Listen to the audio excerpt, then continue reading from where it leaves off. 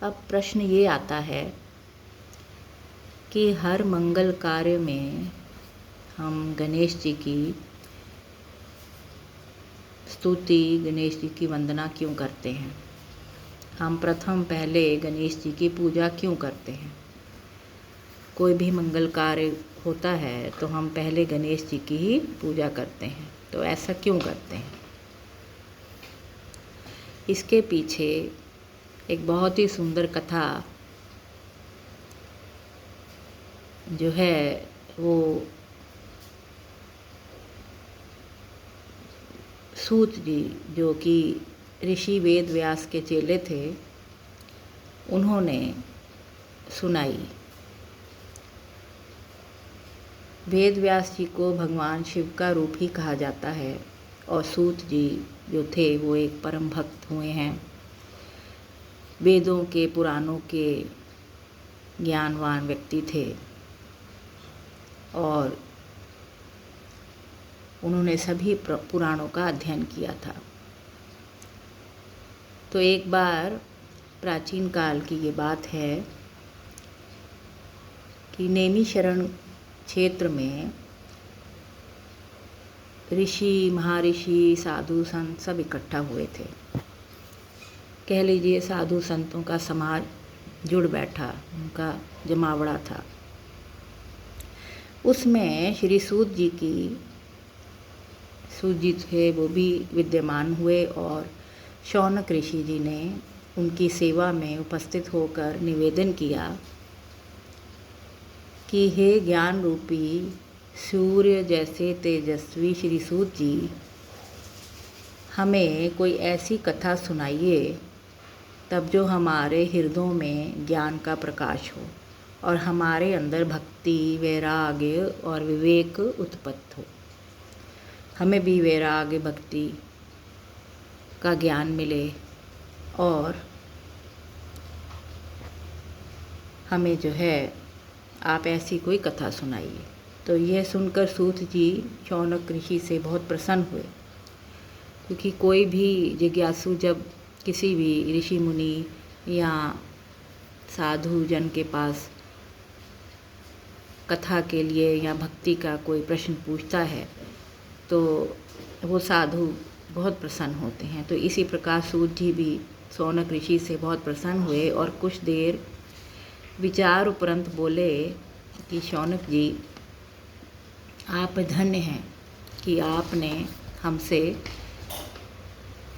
कोई ज्ञानवान चर्चा, कोई ज्ञान की बातें, भक्ति की बातों जो हैं उसकी कथा आपने सुनने की जिज्ञासा जताई है और आप कथा सुनना चाहते हैं। इसलिए मैं आपसे प्रसन्न हूँ क्योंकि जो भी व्यक्ति भक्ति और ज्ञान की बातें करना है या करता है, उसके अंदर प्रभु को पाने की इसका मतलब इच्छा है। तो सूत जी ने कहा, आज मैं आपको ज्ञान के परम स्तोत्र रूप श्री गणेश जी की ऐसी कथा सुनाऊंगा जिनसे आपको उनका चरित्र का प्रकाश होगा। तो गणेश जी में ही सभी ज्ञानों तथा विद्वानों का उद्भव हुआ है। आगे सूत जी बोले, अब आप जो हैं सावधान चित्त होकर विराजमान हो जाइए और श्री गणेश जी के ध्यान चिंतन करके उन्हें नमस्कार करते हुए, नमन करते हुए आप ये कथा सुनिए, कथा को श्रवण करिए। कोई भी सत्संग या कथा सुनने का तभी फ़ायदा है जब आप एकाग्र मन से अपनी मन वृत्ति इंद्रियों को अंदर की तरफ करके ध्यान पूर्वक कोई कथा विचार सत्संग में सुने, तभी उसका लाभ है। तो श्री सूत जी बोले, पहले उन्होंने श्री गणेश जी की वंदना की तो बोले, नमस्तस्मै गणेशाय ब्रह्मा विद्या प्रदायिने येनाग सत्य समा साक्षात विघ्न सागर शासने। कहते हैं कि श्री गणेश जो सभी प्रकार की ब्रह्म विद्यों को प्रदान करने वाले अर्थात ब्रह्मा के सगुणों और निर्गुण स्वरूप पर सरगुण और निर्गुण स्वरूप पर प्रकाश डालने और जीव ब्रह्मा का अभेद प्रतिपादन करने वाले विद्याओं के दाता हैं और विघ्नों के समुद्रों को महर्षि अगस्त्य के समान शोषण करने में समर्थ हैं, इसलिए उनका नाम विघ्न सागर शोषक के नाम से प्रसिद्ध है। और मैं उन भगवान श्री गणेश जी की को नमस्कार करता हूँ। तो ये जो है श्री सूत जी ने गणेश जी की वंदना की। फिर ये कहकर सूत जी कुछ समय के लिए मौन हो गए और फिर बोले, शौनक जी, भगवान गणेश जी ही सर्वप्रथम पूजा प्राप्ति के अधिकारी हैं। किसी भी देवता की पूजा करो, पहले श्री गणेश जी को ही पूजना होगा। तो शौनक जी ने निवेदन किया, हे भगवान, पहले तो ये बताने की कृपा करें कि श्री गणेश जी को प्रथम पूजा का अधिकार किस प्रकार प्राप्त हुआ। इस विषय में मेरी बुद्धि मोह को प्राप्त हो रही है कि सृष्टि रचयिता ब्रह्मा जी, पालनकर्ता भगवान नारायण और संहारकर्ता शिव जी में से किसी को प्रथम पूजा का अधिकार क्यों नहीं माना गया। ये तीनों देव ही तो बड़े देवते और महान माने जाते हैं, तो फिर श्री गणेश जी को ही पहले प्रथम पूजा का अधिकार क्यों दिया गया। तो सूत जी ने कहा, शौनक जी, यह भी एक रहस्य है और देखो कि अधिकार मांगने से नहीं मिलता, इसके लिए योग्यता भी होनी चाहिए। अब ऐसे तो कोई किसी को अधिकारी नहीं बनाता, जब तक कि कोई योग्य पुरुष है उसकी योग्यता पहले देखी जाती है। तो संसार में अनेकों देवी देवते माने जाते हैं और पहले जो जिसका इष्ट देव होता है वह उसी की ही पूजा किया करता है।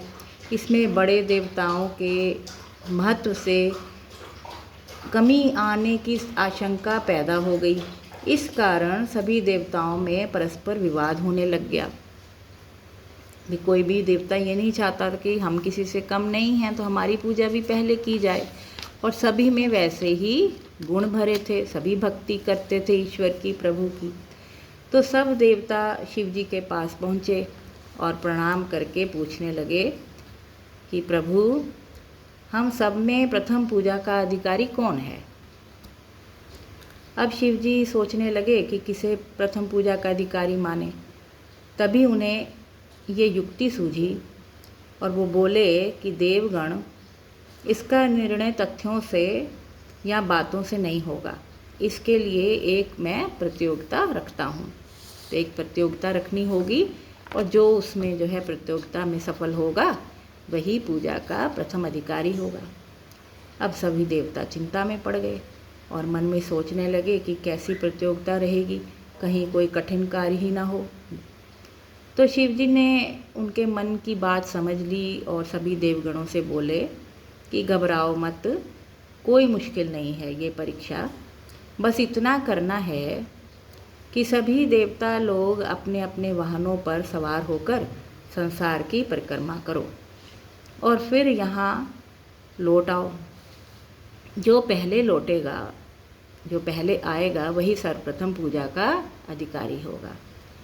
अब जैसे ही सब देवगणों ने ये सुना तो सुनते ही देवों ने सोचा कि इसमें क्या मुश्किल है, वही संसार का हमें जो है एक परिक्रमा करनी है, एक चक्कर लगाना है, तो इसमें कौन सी बड़ी बात है, कोई मुश्किल की बात नहीं है। तो सभी अपने अपने वाहनों पर सवार होकर चल पड़े संसार की परिक्रमा करने के लिए। कोई देवता हाथी पर था, कोई सिंह पर, कोई भैंसे पर, कोई हंस पर, कोई मृग, कोई घोड़े पर, सभी अपने अपने वाहन पर सवार हो गए। अब सबसे कमज़ोर वाहन गणेश जी का था, बेचारा मूषक। मूषक मतलब चूहा, संस्कृत में इसको मूषक कहते हैं ना। तो ऐसे वाहन के बल भरोसे, ऐसे जो चूहे के बल भरोसे तो गणेश जी ने सोचा कि प्रतियोगिता में मैं सफल होना तो मुश्किल है और एक हास्यप्रद भी हो जाएगा, सब हंसेंगे कि देखिए एक चूहा, वो कहाँ इतनी लंबी संसार की दौड़ लगा के परिक्रमा करेगा। तब गणेश जी ने अपने ज्ञान से विचार किया और सोचा क्या होगा इस प्रतियोगिता में भाग लेकर, हम यहाँ बैठे रहकर ही देख लेते हैं कि कौन जीतता है। तो हम प्रतियोगिता में शामिल ही नहीं होते। पहले तो उन्होंने यही विचार किया। वे बहुत देर तक विचार करते रहे श्री गणेश जी और फिर उन्हें एक युक्ति सूझी। ज्ञानी व्यक्ति भक्त जो है वो थे ही, तो उन्होंने एक युक्ति सूझी। तो उनके मन में ये विचार आया कि शिवजी तो स्वयं ही जगत आत्मा हैं और ये संसार उन्हीं का प्रतिबिंब माना जाता है, तब क्यों ना इन्हीं की परिक्रमा कर लूँ, इन्हीं की परिक्रमा कर ली जाए। इनकी परिक्रमा करने से ही संसार की परिक्रमा हो जाएगी। ऐसा सोच उन्होंने मूषक पर चढ़कर शिवजी की परिक्रमा की और उनके समक्ष जा पहुँचे। शिवजी ने कहा, तुमने संसार की परिक्रमा पूर्ण कर ली? तो गणेश जी ने कहा, उन्होंने उत्तर दिया गणेश जी ने कि शिव जी, भगवान, हाँ मैंने तो कर ली, पर शिव जी सोचने लगे कि इसे तो मैंने कहीं घूमते यहीं देखा है, कहीं जाते तो देखा नहीं, तो फिर परिक्रमा इनकी कैसे हो गई? ये तो मेरे इर्द गिर्द घूम रहे थे, तो कैसे हो गई इनकी परिक्रमा? ये तो कहीं गए ही नहीं। उधर देवताओं का परिक्रमा करके लौटना आरंभ हो गया और एक एक करके देवता आने शुरू हो गए। और उन्होंने जब गणेश जी को वहाँ बैठे देखा तो उनका माथा ठनक गया कि ये पहले कैसे पहुँच गया, ये पहले कैसे पहुँचे, मूषक की सवारी में ये पहले कैसे आ गए। फिर देवताओं ने हिम्मत जुड़ाकर गणेश जी से पूछा कि तुम संसार की परिक्रमा के लिए नहीं गए कि कर आए हो? तो गणेश जी ने कहा, अरे मैं कब का यहाँ आ गया। तो देवता बोले, पर हमने तो तुम्हें कहीं आते जाते नहीं देखा। तो गणेश जी ने उत्तर दिया, देखते कहाँ से, समस्त संसार शिवजी में विद्यमान है, इनकी परिक्रमा करने से ही संसार की परिक्रमा मेरी पूर्ण हो गई। अब सूत जी ने अब कथा समाप्त कर शौनक जी को संबोधन कर कहा, तो इस प्रकार गणेश जी ने अपनी बुद्धि के बल पर विजय प्राप्त कर ली। और फिर शिव जी ने देवगणों को कहा कि गणेश जी ही विजय हुए हैं इस प्रतियोगिता में, जिन्होंने मुझ में सारा संसार देखकर मेरी परिक्रमा करना उचित समझा। बस उसी दिन से गणेश जी की प्रथम पूजा होने लगी। अब गणेश जी ने विवेक बुद्धि से और अपने भक्ति के बल से ये जान लिया था, ये ज्ञान प्राप्त कर लिया था कि प्रभु ईश्वर की ही परिक्रमा करने से सारे संसार की, क्योंकि उस सृजनहार जिसने ये बनाई है सृष्टि, उसकी परिक्रमा करने से ही हमारी सारी संसार की परिक्रमा हो गई। तो मैं क्यों संसार की परिक्रमा करूं, जबकि मेरे पास स्वयं शिव जी जो हैं, जो देवगणों में ऊंचा स्थान रखते हैं, जिन्होंने इस संसार के प्रतिबिंब हैं, मैंने उन्हीं की परिक्रमा कर ली, उन्हीं में मैं सारा संसार विश्व देखता हूँ।